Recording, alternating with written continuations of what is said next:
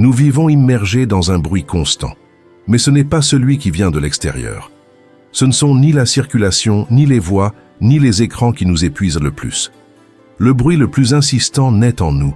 Cette voix intérieure qui exige de répondre, de donner son avis, de justifier chaque action et d'expliquer qui nous sommes à chaque instant. Nous avons grandi en croyant que garder le silence, c'est perdre du terrain, que ne pas réagir, c'est rester en arrière, que le silence dérange et laisse échapper des opportunités. C'est pourquoi nous comblons la moindre pause avec des mots, des pensées ou des impulsions, comme si le vide était une menace et que le silence signifiait l'absence. Pourtant, les anciennes philosophies orientales avaient compris quelque chose de différent. L'essentiel ne fait pas de bruit. Il suffit d'observer la nature pour s'en rendre compte. Un arbre pousse sans s'annoncer, la neige tombe sans fracas, l'aube arrive sans donner d'explication. Rien de véritablement important n'a besoin de s'imposer ni de crier pour exister. Et malgré cela, nous vivons comme si chaque seconde exigeait une réaction immédiate, un message auquel répondre, une émotion à défendre ou une opinion à lancer avant même de l'avoir pleinement comprise. C'est là que commence l'usure, non parce que la vie est excessive, mais parce que nous ne laissons rien se déposer. Nous avons oublié que le silence n'est pas de la passivité, mais une forme profonde de présence. Il ne s'agit pas de se taire par peur, mais de savoir quand il n'est pas nécessaire d'intervenir. Il existe une différence essentielle entre ne rien dire et savoir consciemment quand ne rien dire. Le silence auquel renvoie cette sagesse n'est pas un vide inerte, mais un espace vivant. C'est le lieu où les choses trouvent à leur ordre sans être forcées. Lorsque tout en toi veut réagir immédiatement, lorsque l'émotion cherche à jaillir sans filtre et que l'esprit anticipe tout, choisir le silence n'est pas une faiblesse, c'est de la lucidité. Peut-être est-ce pour cela qu'il nous est si difficile, parce que le silence ne nourrit pas l'ego, ne cherche pas à prouver quoi que ce soit, ni à gagner des débats. Il se contente d'observer. Dans cet espace, nous n'allons pas nous entraîner à mieux parler ni à répondre plus vite. Ce que nous explorerons est bien plus profond, ce qui se passe lorsque nous cessons de réagir immédiatement. Car, bien souvent, la réponse la plus sage n'est pas de répondre, mais d'attendre.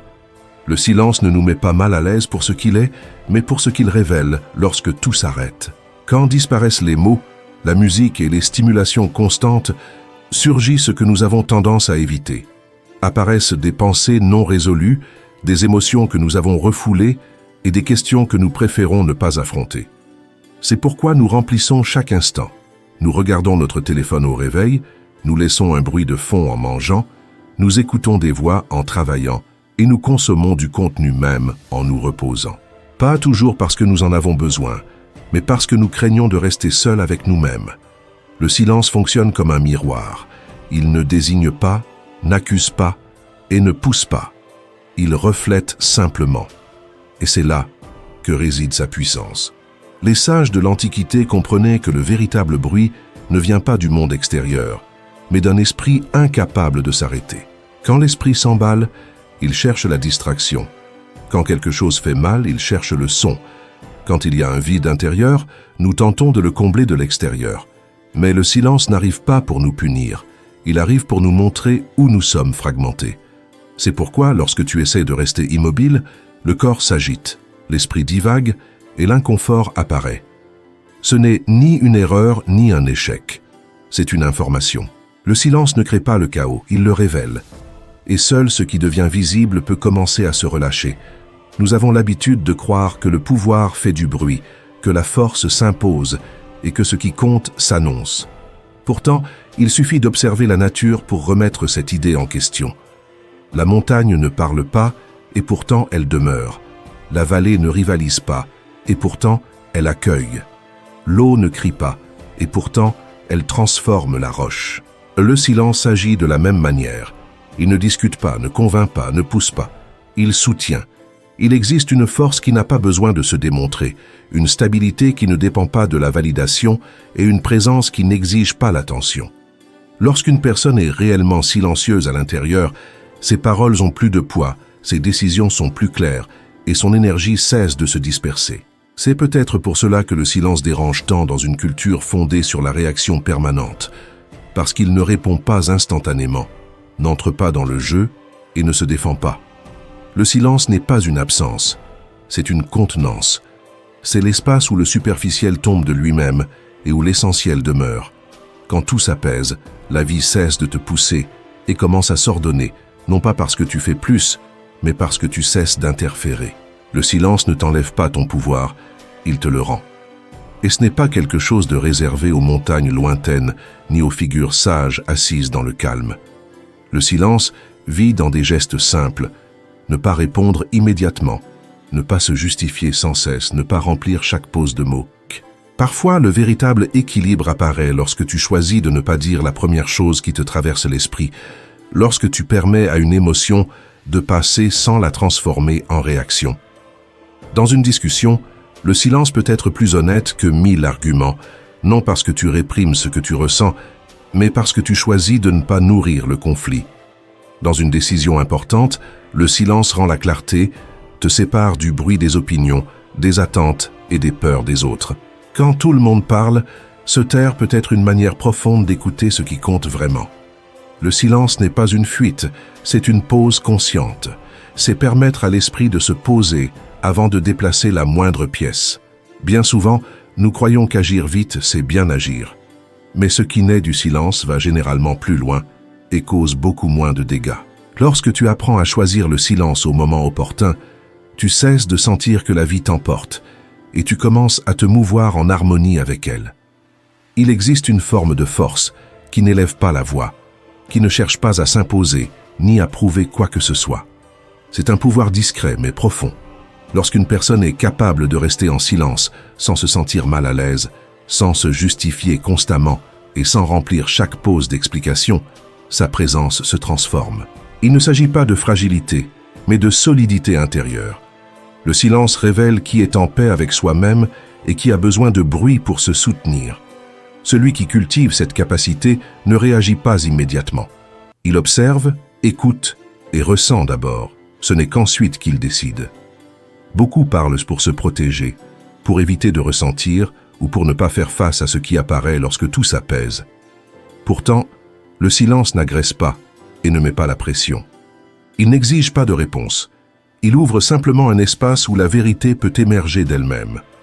Dans une conversation, garder le silence après avoir parlé permet aux mots de respirer. Loin de leur enlever de la force, cela les rend plus profonds. Dans la vie quotidienne, celui qui sait se taire apprend à percevoir des signaux que le bruit constant ne permettrait jamais de remarquer. Le corps se détend, l'esprit ralentit et les décisions deviennent plus claires. Le silence n'est pas un vide, c'est une présence sans interférence. C'est la différence entre forcer le cours d'une rivière et laisser l'eau s'écouler naturellement.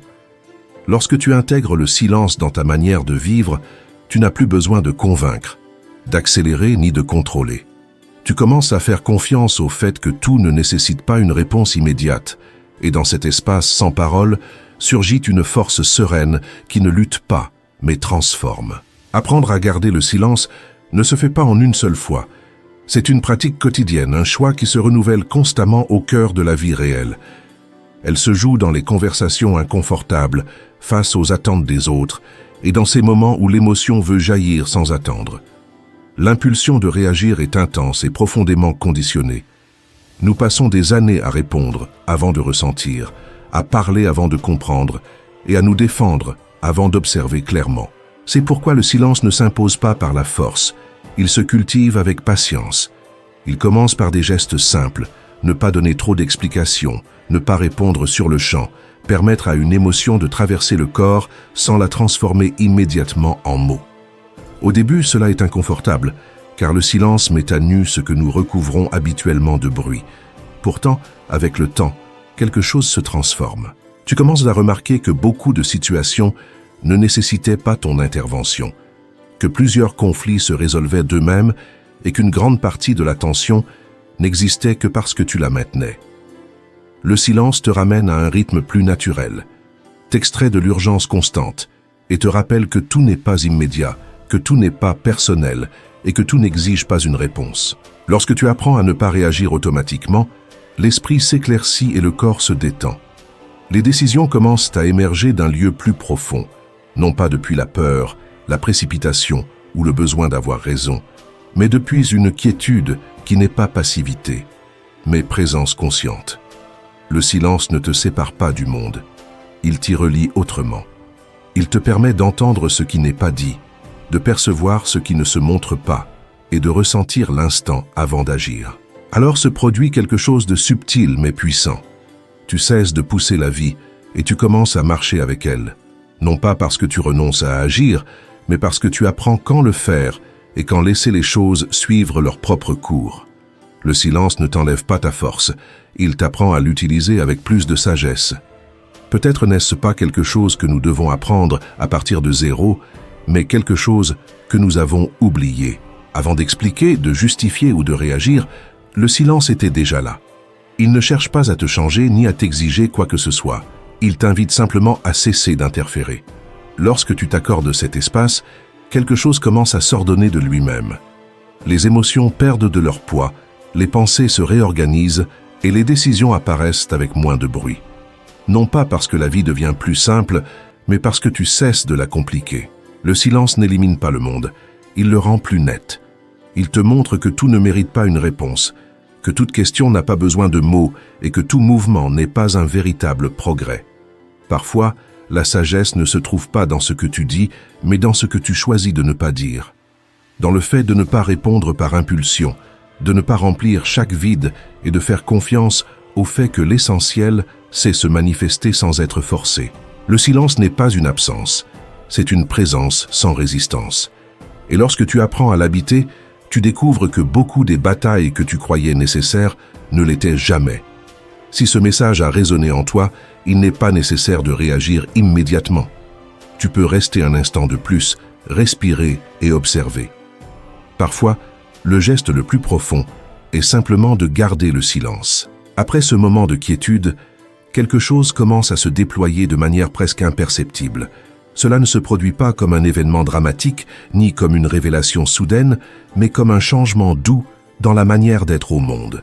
C'est comme si, pour la première fois depuis longtemps, tu cessais de pousser chaque instant et commençais à l'habiter. Au début, tu ne sais pas très bien quoi faire de cet espace nouveau. Tu es habitué à remplir, à répondre, à aller vite. Le silence, lui, ne te donne pas d'instruction. Il est simplement là. Au fil des jours, tu commences à remarquer de petites différences. Tu marches dans la rue et, au lieu d'être prisonnier de tes pensées, tu perçois des détails qui passaient auparavant inaperçus. Le rythme de tes pas, la lumière se reflétant sur une fenêtre, le son lointain du vent. Ce n'est pas le monde qui a changé, c'est ton attention qui n'est plus capturée par l'urgence. Pour la première fois, tu ne ressens pas le besoin d'interpréter tout immédiatement. Dans une conversation ordinaire, quelqu'un dit quelque chose qui aurait auparavant déclenché une réaction automatique. Peut-être une critique, une opinion contraire ou une phrase qui touche un point sensible. L'impulsion apparaît, comme toujours, mais maintenant tu la reconnais. Tu ne la suis pas. Tu respires. Tu écoutes jusqu'au bout. Tu laisses le silence rester quelques secondes de plus. Et dans cet espace, quelque chose de différent se produit. Tu ne réponds pas depuis la blessure, tu réponds, ou tu choisis de ne pas le faire, depuis la clarté. Tu découvres que tout désaccord n'est pas une attaque et que toute différence n'exige pas une défense. Avec le temps, le silence commence à devenir un allié, non pas parce qu'il t'isole, mais parce qu'il t'ordonne. Lorsque tu fais face à une décision importante, tu ne cherches plus de réponse immédiate ni de validation extérieure. Tu t'accordes la permission de ne pas savoir pendant un moment. Tu laisses l'esprit se calmer, les émotions se déposer, et alors, presque sans effort, une direction apparaît. Non pas comme une certitude absolue, mais comme une sensation intérieure de cohérence. Tu commences aussi à remarquer comment ta relation au conflit change. Avant, toute tension semblait une menace qu'il fallait résoudre rapidement. Maintenant, tu comprends que beaucoup de choses se réorganisent d'elles-mêmes lorsqu'on ne les force pas. Il y a des silences qui désamorcent les disputes, des pauses qui évitent des paroles inutiles, des moments de calme qui préviennent des blessures qui mettraient des années à se refermer. Non pas parce que tu ignores ce qui se passe, mais parce que tu choisis quand et comment t'impliquer. Le silence commence même à se refléter dans ton corps. Tu dors mieux. La respiration devient plus profonde.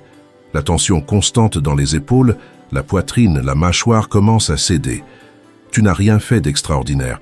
Tu as simplement cessé d'exiger de ton corps qu'ils vivent en état d'alerte permanent. En ne réagissant pas tout le temps, tout le système apprend qu'il n'est pas en danger. Dans la solitude, le silence cesse d'être inconfortable. Il n'est plus un espace à remplir, mais un lieu où revenir. Là, tu rencontres des pensées que tu évitais auparavant, certes, mais aussi une nouvelle sensation d'honnêteté. Tu commences à distinguer quelles émotions sont les tiennes et lesquelles proviennent des attentes des autres. Quels désirs naissent de l'authenticité et lesquels de la comparaison. Le silence ne te juge pas pour ce que tu découvres, il te le montre simplement. Peu à peu, ta manière de parler change. Tu dis moins, mais tu dis mieux. Non pas parce que tu calcules chaque mot, mais parce que tu ne ressens plus le besoin de prouver quoi que ce soit. Tes paroles sortent plus lentement, avec plus d'intention. Et, curieusement, elles sont davantage écoutées. Non pas parce que tu élèves la voix, mais parce qu'il y a une cohérence entre ce que tu dis et l'espace depuis lequel tu le dis. Tu commences à comprendre que le silence n'est pas un retrait du monde, mais une manière plus profonde d'y être. C'est la base à partir de laquelle l'action devient précise. Quand tu agis, tu le fais avec plus de clarté. Quand tu décides, tu le fais avec moins de peur. Quand tu te trompes, tu ne te punis pas immédiatement. Tu observes, tu apprends et tu ajustes. À un moment donné, tu prends conscience de quelque chose d'essentiel. Une grande partie de la souffrance que tu portais ne venait pas de ce qui se passait, mais de la manière dont tu y réagissais. Le silence n'a pas éliminé les défis, mais il a transformé ta relation avec eux. Tu ne te définis plus par chaque pensée, ni par chaque émotion passagère, ni par chaque opinion extérieure. Il existe un centre plus stable à partir duquel tu observes tout. Et alors le silence cesse d'être une pratique isolée pour devenir une manière de vivre. Il est présent lorsque tu choisis de ne pas répondre immédiatement à un message, lorsque tu écoutes sans interrompre, lorsque tu acceptes de ne pas avoir le dernier mot, lorsque tu permets à une émotion de se dissoudre sans la transformer en conflit. Non pas parce que tu manques de force, mais parce que tu sais désormais où l'utiliser. Au final, tu comprends que le silence n'a jamais été vide. Il a toujours été un espace plein de sens, attendant d'être habité. Un lieu où la vie n'a pas besoin d'être poussée, corrigée ni expliquée en permanence. Un lieu où l'essentiel s'ordonne de lui-même. Et depuis cet endroit, sans hâte et sans résistance, tu commences à vivre d'une manière plus claire, plus simple et profondément plus vraie.